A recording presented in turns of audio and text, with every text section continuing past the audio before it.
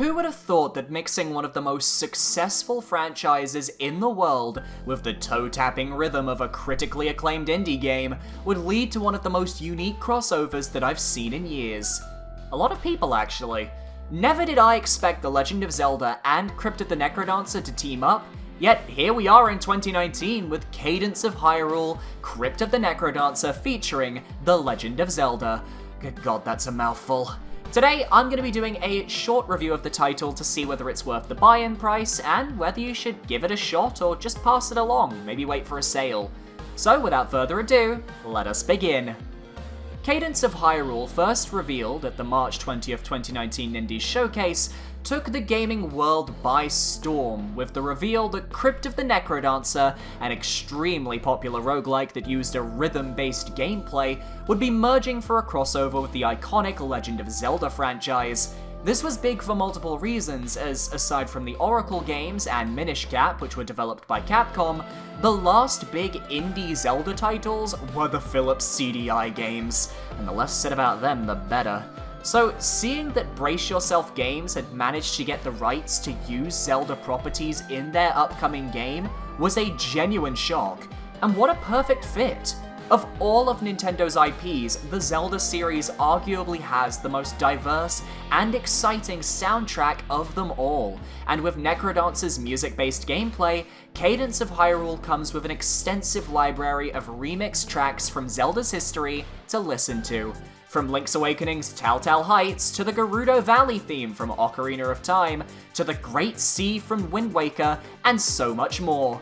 Every single track is lovingly composed and brought to life by Danny Baranowski, and the 25-song soundtrack deserves all of the praise it gets. Each theme also has multiple variations depending on if enemies are on screen or if you've paused the game. And it's not just because Zelda's got some banging tunes, that doesn't mean we can't forget about Necrodancer too. Here and there, you'll hear tunes from the original Necrodancer title, and in the case of Kakariko Crypt, it's just straight up Necrodancer at its finest. It's such a good track. And thank goodness the game's soundtrack is as good as it is, because it makes up a core component of the actual gameplay. You see, in Cadence of Hyrule, you move at the beat of the song, but so do your enemies. Combat is a dance. Each enemy has their own pattern that they follow, and it's up to you, the player, to learn these patterns and react accordingly, while moving to the beat at the same time, of course. You have a variety of weapons at your disposal, such as short swords, broadswords, long swords, flails, and spears, as well as your standard Zelda item arsenal such as boomerangs, hookshots, fire rods, etc. Though personally, I didn't find myself using any of these extra Zelda items all that much. They seemed very unimportant to the actual gameplay, and I feel like I could get by with just the normal weapons.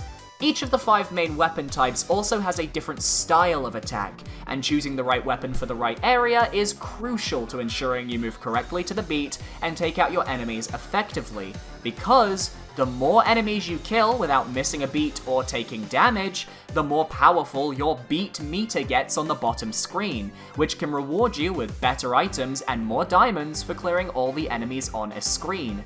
Those aforementioned diamonds are extremely important to collect, however, as if you die, you will lose any rupees, bombs, consumables, torches, rings, armors, and shovels. You keep your main weapons and your traditional Zelda items though, but when you die, you enter the Game Over shop where you can spend these diamonds to purchase extra items to help you when you respawn. Of course, the gameplay goes much deeper than this, but it's something you should discover for yourself. This is a review, not a guide after all. That being said, there is an option in the options menu to disable the beat feature if it gets too stressful, which allows you to move in your own time without the beat, though enemies will still move when you do. However, nothing beats the satisfaction of learning enemy movements and dancing just right to the beat in order to clear out screens upon screens of enemies. There honestly is nothing quite like it. And this is further helped by the randomness of the world map.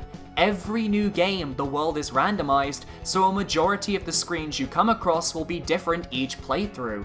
The only exceptions being screens that show the location's name when you visit, such as Death Mountain, Hyrule Castle, Lake Hylia, Lost Woods, or Kakariko Village.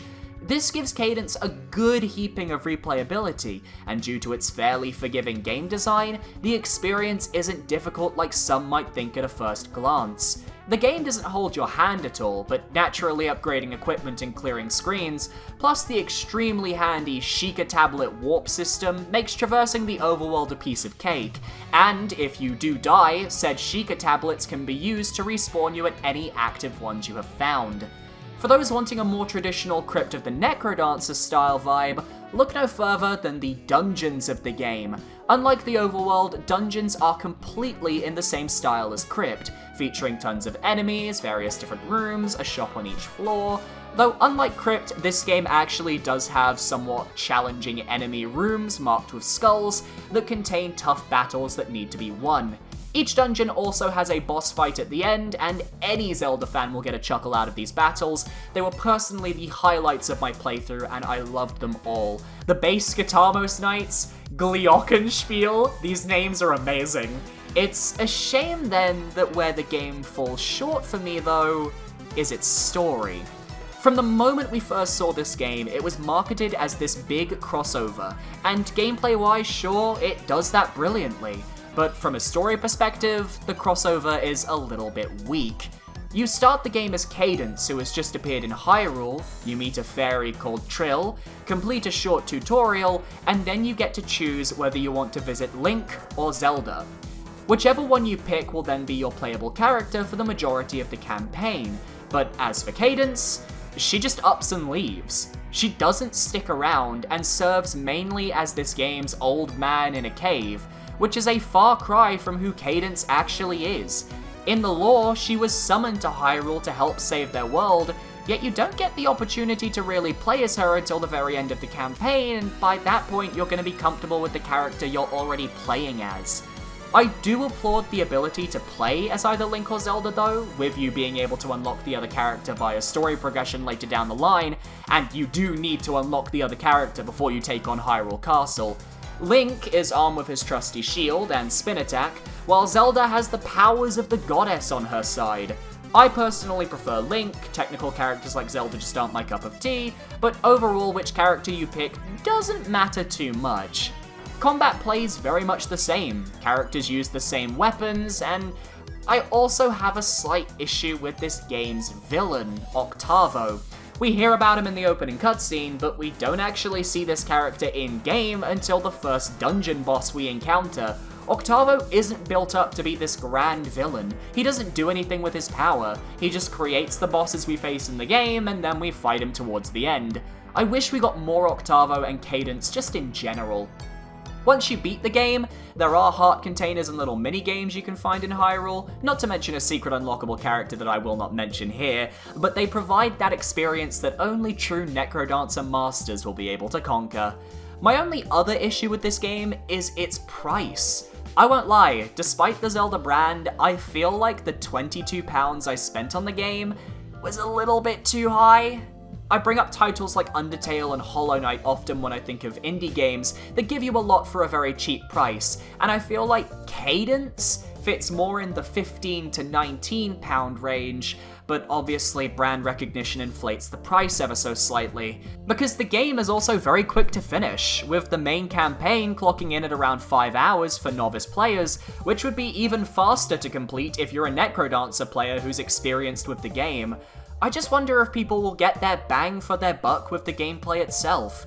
It is replayable somewhat due to multiple characters, but compared to a real traditional roguelike where everything is randomized, this game's fairly structured approach lends itself more to one-and-done playthroughs as opposed to consistent replay value. But overall, I am glad I played Cadence of Hyrule. Seeing Nintendo finally beginning to trust their IPs with new developers can open a wealth of doors, a treasure trove of opportunities just waiting to be unleashed. Cadence is a brilliant game, if a bit overpriced, and if you're here for a good old roguelike bit of gameplay, this is the game for you. But if you're looking for the next big Zelda experience, you won't find it here, but what you do find may charm you. Overall, I'd give Cadence of Hyrule a gold star. Using my ranking method from my So I Just Finished videos, a gold star goes to games that are brilliant and that I enjoyed very much, but I just have a few faults that hold me back from considering them favourites. The stellar soundtrack, the addictive gameplay, and the joy of clearing screens in Hyrule is brilliant, and as a major fan of the original Crypt, it's amazing to see just how far this series has come. Perhaps we'll be getting more Crypt spin-offs in the future? I honestly wouldn't complain. Thank you very much everyone for watching this video. If you guys enjoyed, please be sure to leave a like, comment, and subscribe. I want to give a massive shout out to all of my patrons over on Patreon. You guys are amazing, and without your support, I would certainly be struggling at the end of each and every month. Thank you so much. If you guys haven't followed this channel already, please consider subscribing. I do a lot of Nintendo content, I do a lot of gaming content, and it's just a fun time. Thanks for watching, and I'll see you guys next time. Goodbye.